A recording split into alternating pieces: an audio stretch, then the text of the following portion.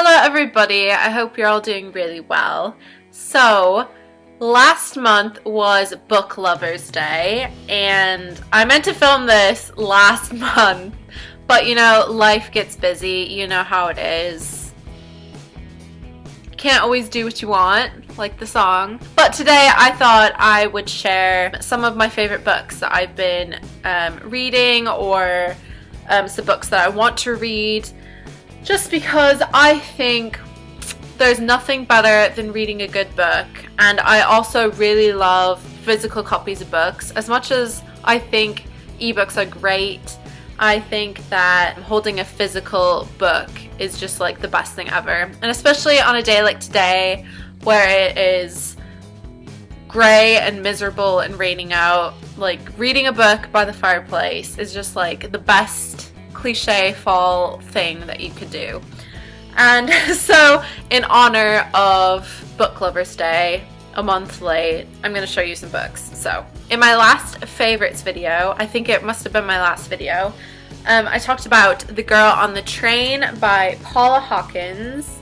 I still haven't finished it. I'm about 75% done, but I really like this book. I think if you're really interested in like mystery and drama books, you will really enjoy this because there's definitely a lot of mystery in it. Like, things don't really make sense. And one thing that's different than like normal storytelling books is that it goes between maybe like 3 different characters' perspectives. And it has like different days when each thing's happen, and it's kind of interesting because one chapter will be like from this character's perspective of a day, and then the next chapter will be a different character's perspective of the same day, and kind of like them interacting and how they look at things differently. So that's kind of different, but I think it really works for this book, and I'm gonna try and finish this tonight because I'm just like so excited to see how it's going to end. And then the movie's coming out soon, so I'll have to go see that. But this is a really good book, so I highly recommend it. If you haven't read it already, go check it out. Okay, so the next book is a bit worn. I've read it. This is 1984 by George Orwell, classic. I actually had to read this for my introduction to fiction class in college, which is why it's a bit worn, because, you know, I bought it worn, but see, look, you didn't see that. This is just a classic. If you don't know what it is about, basically the back, it's called A Negative Utopia. And there's this thing called Big Brother, which is basically always watching you and like kind of controlling everything. So that's why a lot of these things like the NSA and stuff like that is such a big deal, because it's kind of very similar to the George Orwell 1984 book. But I think everyone should read this because it really is a really interesting story. I forget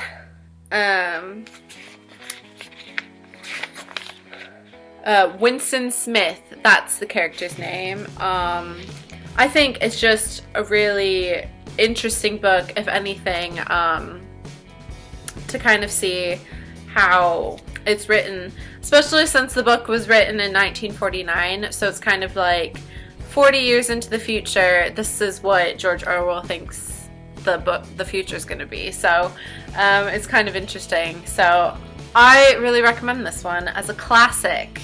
Okay, so the next one is a bit weird. I was at the library today with my dad, and there was a section called movies from books, or TV shows that came from books, or vice versa.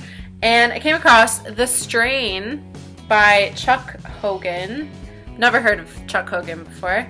But this is based off of the FX TV show The Strain, I think. I haven't seen the show, but it looks really interesting to me. And, you know, it looks kind of thick, but I was looking at the pages and, like, they're not that bad. So I think I could get through this pretty quickly.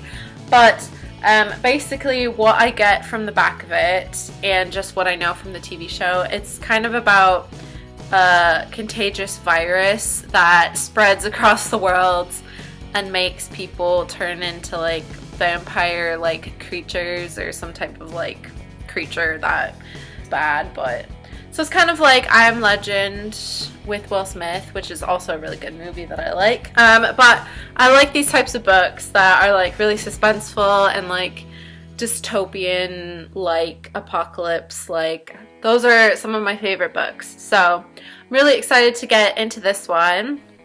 It's good. The library is a good place to find books because you don't have to buy them. Library cards are free. You don't have to buy books.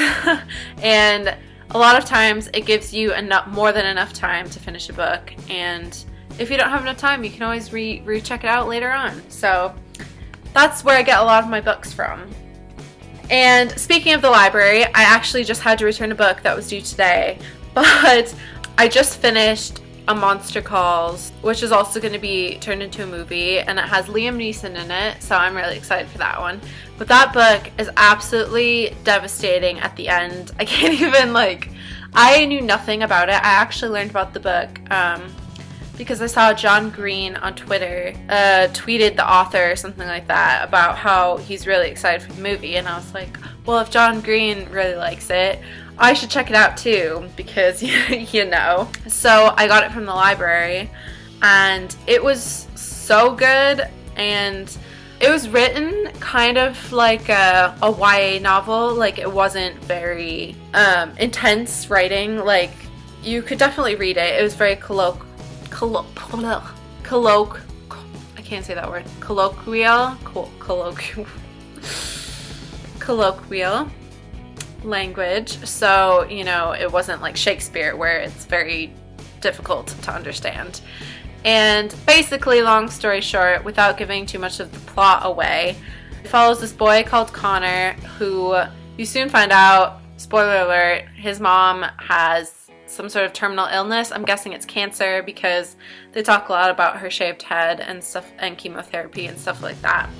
And basically, he gets visited by a monster at 12:07 several times who tells him stories, and he has a really rough time. And basically the book is about dealing with loss and stuff like that, and it's pretty much all from a child's perspective, so it's very relatable and very heartbreaking at the same time. So I really recommend that book if you've never heard of it. I had never heard of it before, but I think it's great and I give it 2 thumbs up, and you should go check it out.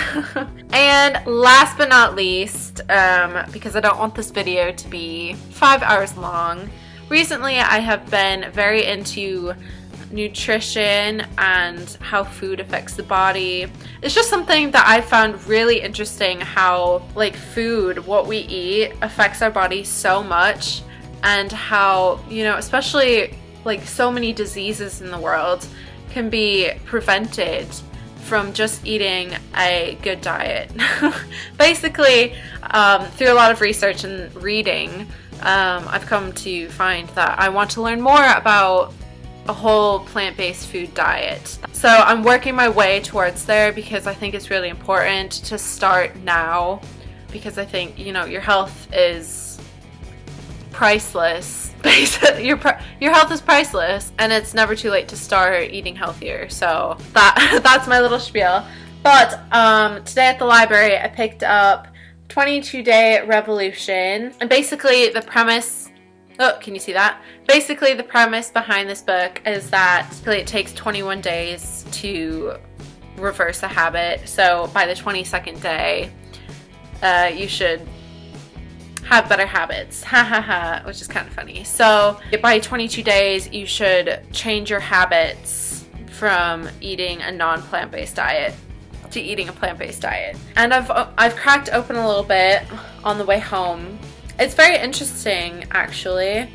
He talks a lot about how plant-based diets are just so good for you, and gives lots of examples of people that he knows, you know, how their blood pressure went down and how they lost weight, how their mood is better, and their energy levels are like amazing, and all their aches and pains are gone, and their skin has cleared up, and there's just so many amazing benefits.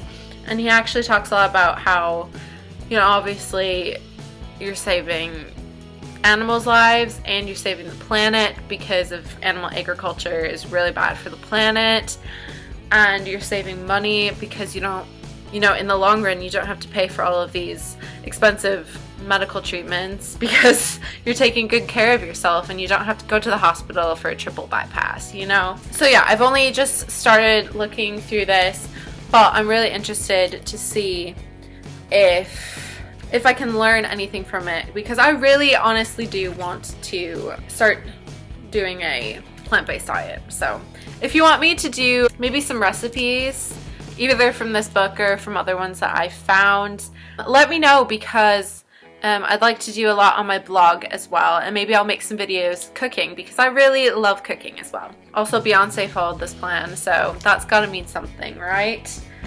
That's enough of that. Yeah, so those are some books that I've been loving. Let me know in the comments what your favorite book is. What book are you reading? What book do you want to read? Let me know all the books, because I'm always looking for more books to read.